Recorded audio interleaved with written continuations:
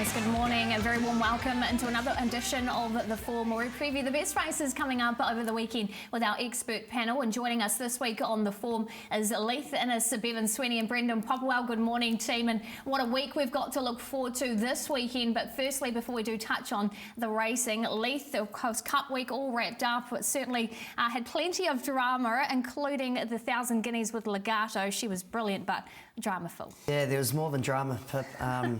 It was interesting, especially going back there on a Monday and watching it all unfold. It was, look, she was perfectly quiet in the back of the parade ring, and she went to the start. She was bomb-proof, she was quiet, and then got round there and decided that she didn't want to get into the gates. And look, the barrier tennis have done a great job. And I know there's probably 8 other connections, trainers and jockeys watching her and hoping that she wouldn't get in those gates.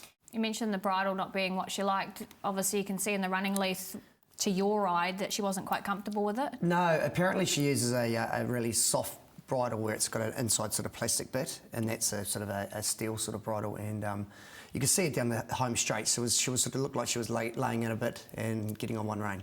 And despite all of that, Leith, she still managed to win the race, and not only win the race, but just did it absolutely dominantly. Where's the roof for her? I mean, I think she's definitely up to winning a Group 1 in Australia, especially at her own age limit. I'm not sure the plans of her, but I know the Kraken Mile, and look, it was a super ride by Ryan Elliott. She was a $1.40 favourite, so there was a bit of pressure. Look, she was a little bit slow away, but he knew what he had underneath him, and look, he got it balanced up, and she was just way too good. Absolutely. Well, good morning to you, Brendan. She was wonderful, wasn't she? But so was LJ winning in the New Zealand Cup for Kevin Myers.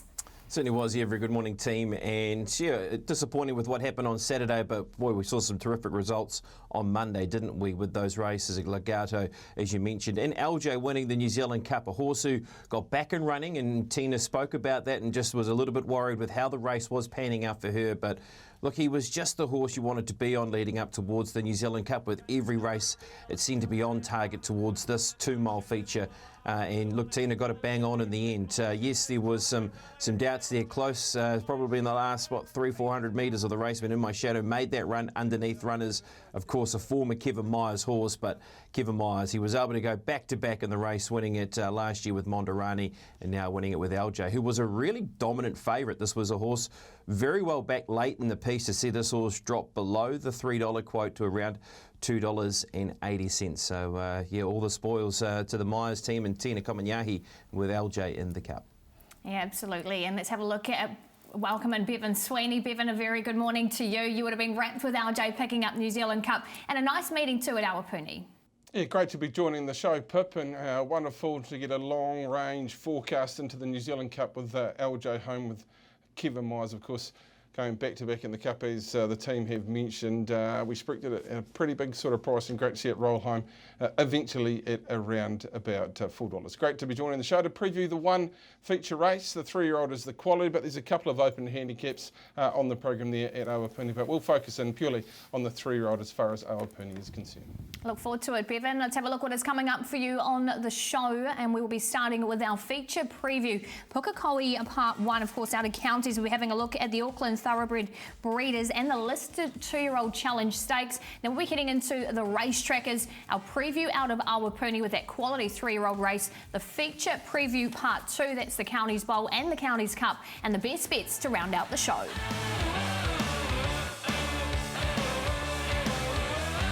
Time for our feature preview. It is the Auckland Thoroughbreeders, and of course that very nice 2-year-old race on the card. It's at Counties, of course, with Ellerslie out of play. So we better head to you, Brendan Popwell. Weather and track, what can we expect on Saturday?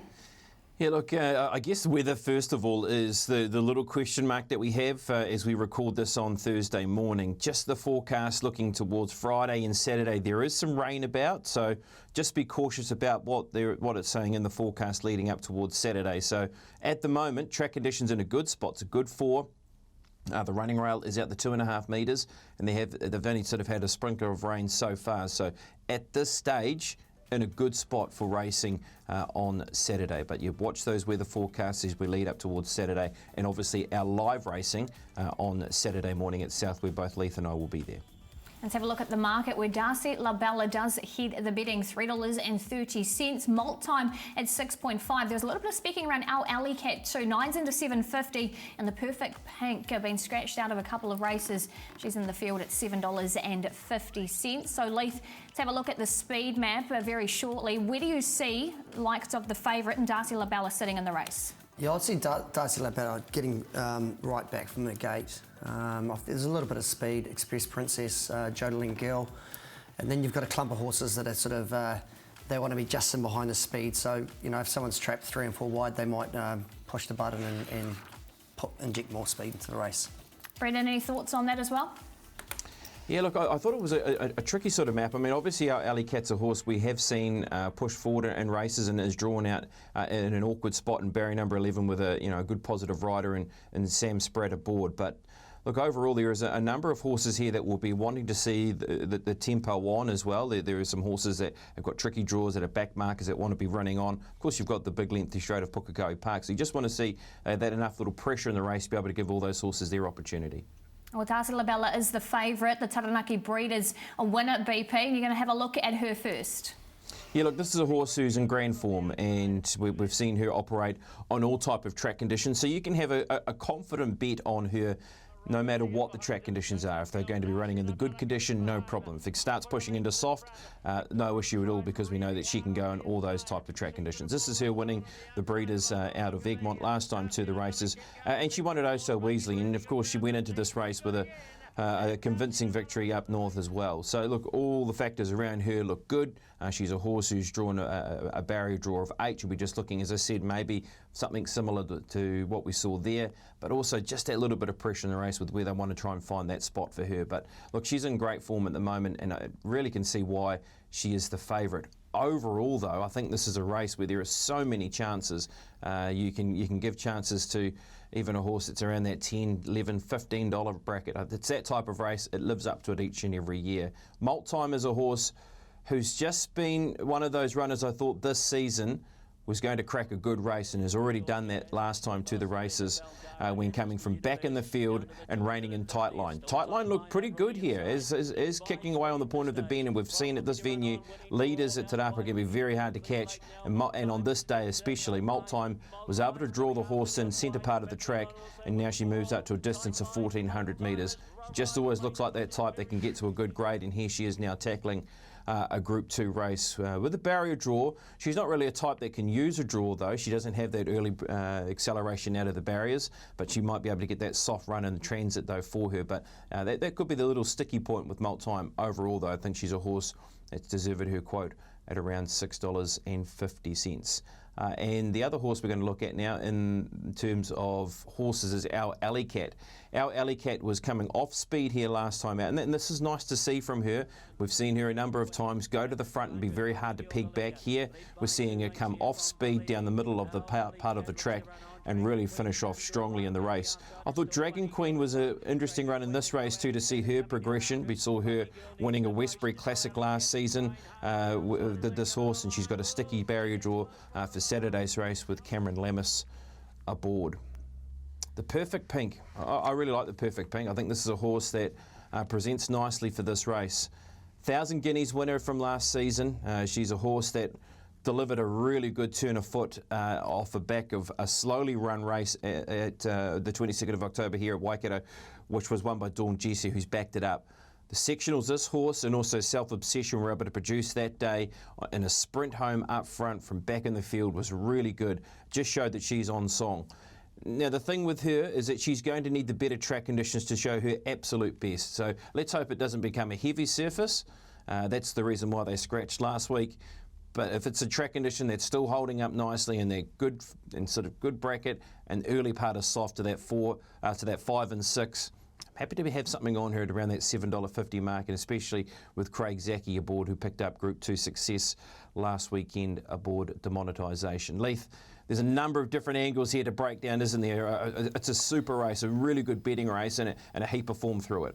Yeah, like you say, BP, it's going to come down to track conditions. I think Darcy La Bella, if it gets to that slow to heavy, she's going to be deserved favourite. But I just see there's a little bit of value. I think Our Alley Cat's going to get a nice trip just outside the leader maybe, and for some reason this race is always won in the past by horses on speed.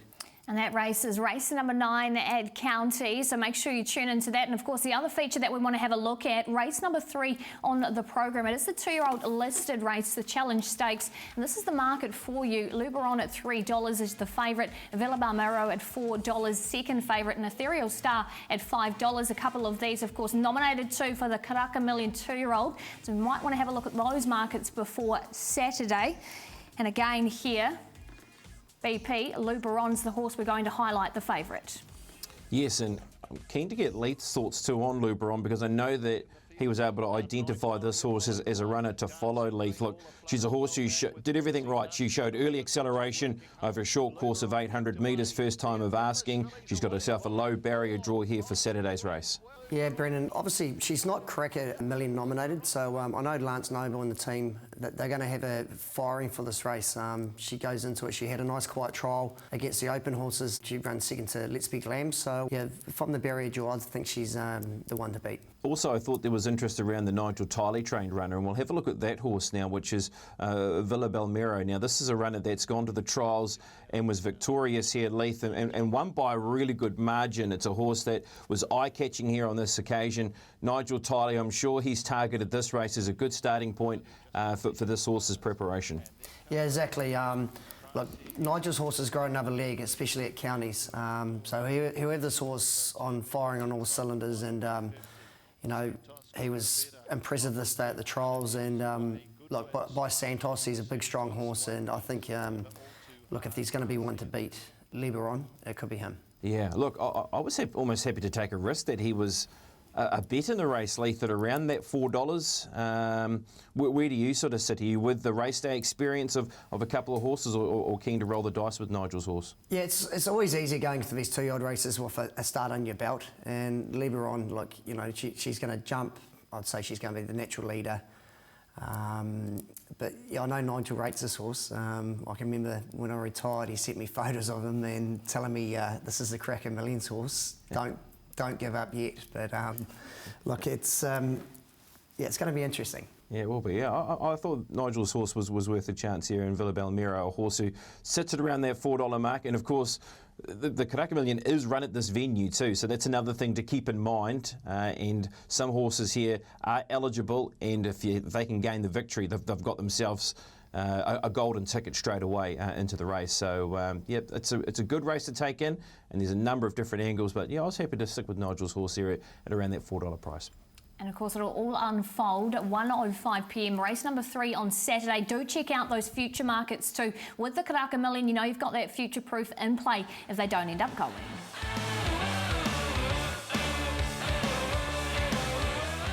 Time for race trackers on the form. Our horses and dogs to follow throughout the weekend and beyond. And who are you highlighting us first, Leith? Yeah, I'm going to go back from Hawke's Bay race 2. Last Sunday. Stephen Marsh horse, a big black horse here, Cruise Missile. Look, he was a little bit green. He got out, sort of didn't quite know how to hit the line, and in the last sort of 50 metres he really balanced up and he got going well. So I think Stephen's going to be looking for a nice maiden mile somewhere, and I think he'll be winning very shortly. All right, we'll play it again, Sam, because I'm going to the same race, and I'm going to go for the winner of this race in Family Ties. I think this race overall is a very good maiden to take in, because the 4th horse in Keen as a Bean was a horse who got back and worked home nicely to finish into 4th position in the Oak Stud colours. But this is a runner here by Contributor who did the job nicely, ran through the line, just like the race overall. Family Ties, Cruise Missile, Keen as a Bean, horses to follow. For my race tracker, I'm going to head to Awapuni in race number 4. It's a horse called Connor O'Kieran. Now, interesting enough, when we first saw him, we thought he'd get over ground, and he was a horse that really appreciated wet tracks. We'll just have a look at this performance at Trentham. It was a super effort in behind Is That So. It was a speed pressure race. This is 1,200 metres on a much better track condition. They ran a 109.36 down the straight, and that's him way back on the inside and absolutely flying late. He's getting 1,400 metres at Awapuni on Saturday. He is going to be my race tracker, and I think Connor can win again at short notice for Robbie Patterson. I'm heading to the Central Districts as well on Friday evening. I'm going for a downgrade greyhound from Lisa Cole's kennel. Her name's Big Time Violet. Now this is her finishing 5th in a higher grade. She's drawn out wide in box 7 and you can just see there's trouble in the race. She cops a fair bit of that and actually loses a good margin but doesn't throw it away. Like the way she hits the line up the straight.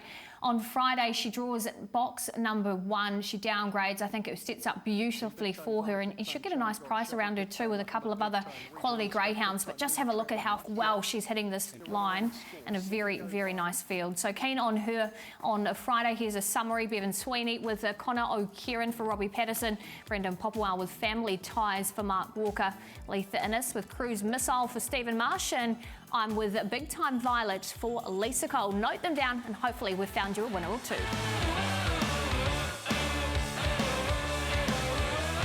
It's time to preview Awapuni, our second domestic meeting on Saturday, and it is headed by a nice 3-year-old race too, a very hot field. We'll take a look at the market for you. Race number 2 on the program over the 1,300 metres.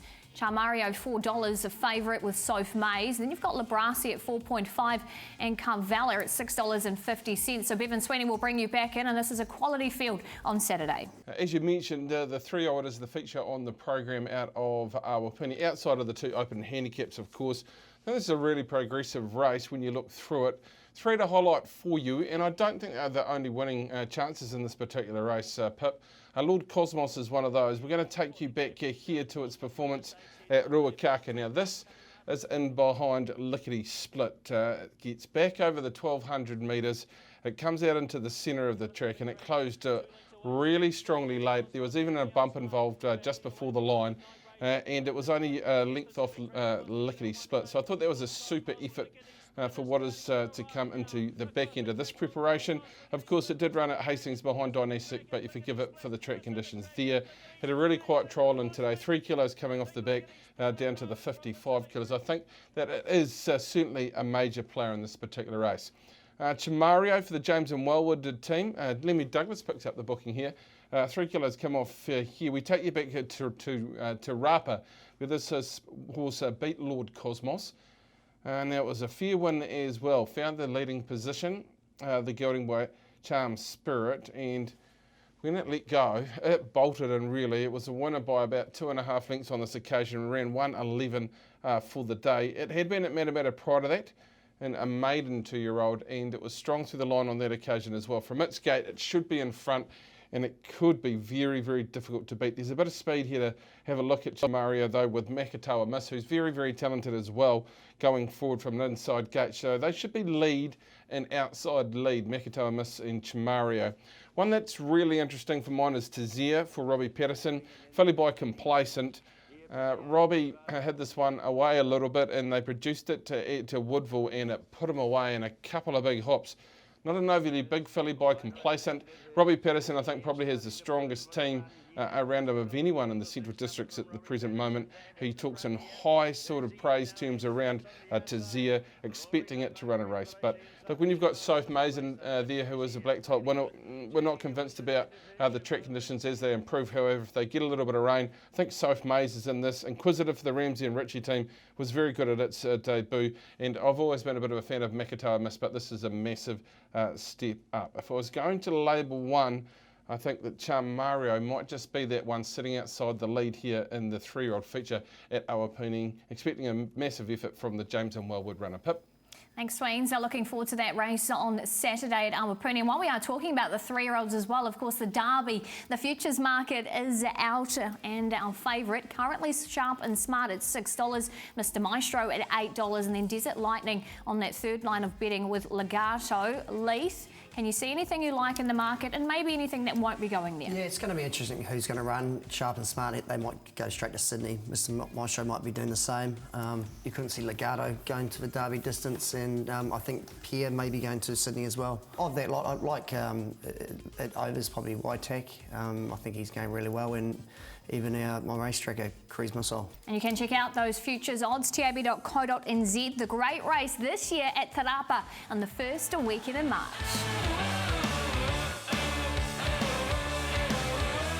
Time to have a look at the Counties Bowl and, of course, the Counties Cup. And great fields, both of them. We'll have a look first, though, at the railway market. Of course, the Counties Bowl is a great lead up into this.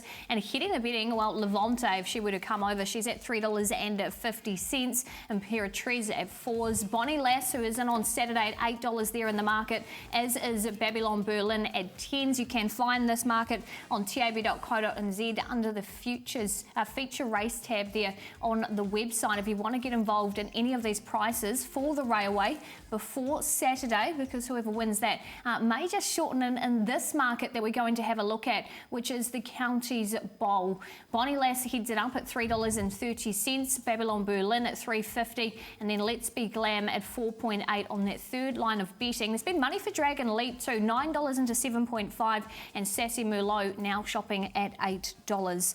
Once again, this is a quick race left, so where do you see them mapping? Yeah, it's going to be interesting because both the top weights with 60 kilos on the back, they're drawn the outside and one from the outside. It's a tricky start. The bend comes up really quick after about 100 metres, so you want to get in quickly. I just thought Fiscal Fun would probably lead from the draw. Sacred Satino would be just in behind them with Lightweight, the 3-year-old in the race. And I just thought Let's Be Glam will probably posse just outside the leader. Well, one of the horses that we want to highlight, Brendan, of course, is Babylon Berlin, and she comes into this with brilliant form last time we saw her at Counties.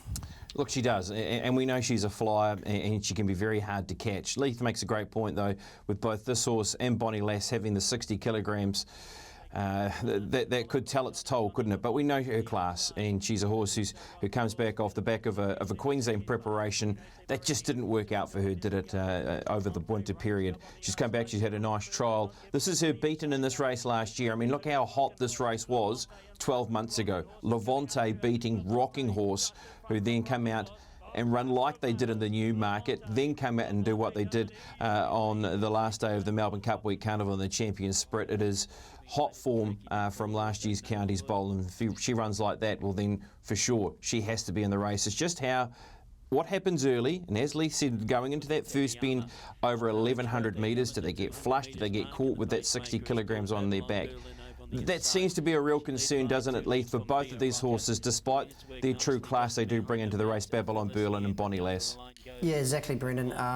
With 60 kilos and you're giving 7 kilos away to a horse like Let's Be Glam, if you do too much work out of the gates, it's going to tell the last 50 metres, and I think maybe on Saturday it could be the case. I'm keen to talk to you about Let's Be Glam and Bonnie Lass. We'll talk about Bonnie Lass first of all, a horse who returned to the races with a really good win, Leith, and just looks to be a horse that's on target to get to a race like the Railway, with what we've seen from her as a 3-year-old filly competing in our best races. Here she got the perfect trip. She drew barrier number 1. She sat in behind speed. She popped out. She went straight past them. Just not quite. It's going to be quite as easy as that on Saturday. No, look, she's been trialling up super, and this was a really, solid, nice first up win, but she had no weight at Rotorua, where she's going to be copping 60 kilos. So, she's not without a chance, but it's going to be just where she can settle in the run. Yeah, let's move to Dragon Leap. Now, Dragon Leap's a high-class horse. 1,100 metres and a fast 1,100 metres is what's going to play into his hands. His first up run, I guess, is the run that gives punters confidence that he can deliver something, Leith. This wasn't behind Imperatriz, where Imperatriz was good, but you also went, gee, Dragon Leap was catching the eye. He's a Tarzino chance. Of course, he didn't get to the Tarzino. They went to Australia instead, and he ran with a lot of credit there. Where do you see him in this race for Saturday, Dragon Leap? Yeah, you'd think he's probably going to get back, but I wouldn't be surprised if he's going to be hitting the line late. And look, there's been a little bit of money for him, so I think the stable, must be a little bit confident. Yeah, look, I see him as a place prospect, a strong place prospect, and he's been a runner that's been backed from 9s to that $7.50. Well, the interest horse in the race is the 3-year-old in Sacred Satino. And look, Leith, this is a horse who's really put the line in the sand leading into the 2,000 guineas, and of course they couldn't get to the 2,000 guineas, so this is his last start to the races, which was near the end of September. How do you place the 3-year-old against some of these sprinters? Yeah, well, obviously coming in with 53 kilos, and he's got a perfect draw just to take up a handy spot just behind the leaders, and we all know that he missed going to the 2,000 guineas. He had a bit of a skin rash and he had to be treated. He's one of those horses. He's improving. He beat Desert Lightning that day as well. So he's a tad underrated. Yeah, exactly. That horse just missing winning a 2,000 guinea. So it's really good form from him coming into this race. Leith, Let's Be Glam's a horse we just need to quickly touch on. Your thoughts around her coming into this race, fresh up off her Australian form. You know the horse well. Yeah, she goes really good fresh, Brendan. And look, she's had one trial under her belt at Ruakaka. She beat the stablemate Liberon. And I know Lance Noble, he's got her ticking along well, and I think she's the one they will have to beat. Yeah, look, it's so many chances in the races. There's Sassy Milo, a good last start winner, those horses at the top of the book that we mentioned. Yeah, I thought Let's Be Glam was a horse that was probably worth a bet at around that 450 quote for Warren Kennedy and Lance Noble. So, Pip, as we come back to you, sounds like Leith and I are sort of around Let's Be Glam with where the horse sits in the marketplace, around that third favourite tag. Like that you guys are on the same page, a good price too, $4.50. You can grab that at tab.co.nz. That's race number 8 on the card. Let's have a look now at the Counties Cup. Race number 10, Self Obsession does head the betting at $3. Charm Star at 6.5, joint with Ballon Rouge on that second line of betting. And then you've got Victor Vegas and the Mare at $7.50 and $8. Across the page, longer odds there around Les Sableurs and Even Chance at $21. Well, Self Obsession is the favourite here, Brendan. She's the runner we're going to highlight first, finishing second last start here at Pukekohe, beating some of her race rivals. Yeah, she's tracking nicely, isn't she? I love both of her runs with what she's done. First up, in an on-speed dominated race, she got back and produced good sectionals, and even this run here in the Karaka Classic when beaten out wide by Seajet. So now she goes up in distance. We know that she's Group 1 placed last season in the New Zealand Oaks. She was one of our best 3-year-old fillies. Of course, the horse who beat her in the New Zealand Oaks runs fourth in this race here, and that being Ballon Rouge. Yeah, Brendan, look, she's going great, isn't she? Like, she obviously the county's track's going to really suit her. I think Vinny will use his draw from barrier 7 and just posse just outside the leader and control the speed in the race, and I think she's the one they all have to beat. Yeah, Ballon Rouge certainly does have market support, and that was a better run, wasn't it too, Leith, I thought, from Ballon Rouge to run fourth? Yeah, it was. She's just got a bit of a bad habit. She's been rather slow out of the gates. So, yeah, it was a better run last time as well. Well, let's go back to the same day, and we have a look at the Mare, who ran second. Of course, that was in the Balmerino Stakes. Good race to line up here because there's form lines because of the winner of the race and Defibrate, who's a nice horse. Demonetisation's in this race too. The Mare runs second. Watch the horse who's in the pink colours at the back of the field, and that's Victor Vegas, who runs out of this world on a better surface. And if there's a bit of rain around, Victor Vegas comes right into this race, was flooding home to finish into fourth spot. But the Mare is a horse, Leith, that does have the form lines. It's a horse that's at the top of the marketplace in terms of, at the top of the book with 59.5. But look, he's a good, solid open handicapper. Yeah, he is. And, you know, when he was in Australia racing for Chris Waller, he raced against probably some better fields than better horses than he's going to meet on Saturday. And with him, he can do all track conditions as well. Well, Z Falls competed in the Fielding Gold Cup last time out, and there's a lot of horses here to identify. We'll concentrate around Z Falls, who finishes, into second position. Third was Charm Star as well, and Rapid Falls, and those type of horses.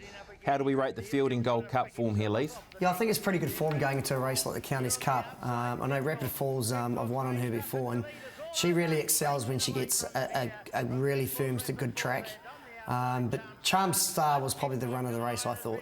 It was eye-catching, wasn't it? Rattling home into third position, and it's a horse that we've just been waiting to see that best form from her, and could this be the race with Charm Star?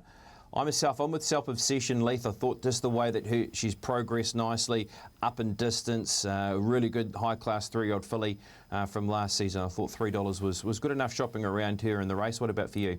Yeah, I like her as well, Brendan. I just think, 55 kilos, Vinny's going to be able to control the speed, and she just looks like she's running into a nice patch of form at the moment. And all of that coverage will be kicking off on Saturday, nice and early, 11 a.m. with the Punters Lounge to get that good oil before it all starts. This is that new Anita Suckers.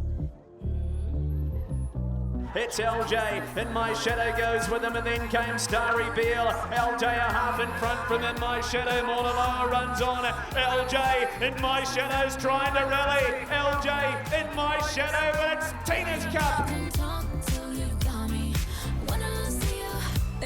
Wowee, off she goes, ladies and gentlemen. This nimble filly is a Guinea Star. Legato as easy as you like. Buoyant coming powerfully on the outside. He ranged up Buoyant, put them to bed at the 150, running on Kopua. Then came OK Powell and Burgundy Rose, but Buoyant is off and gone with the stewards. Buoyant won it.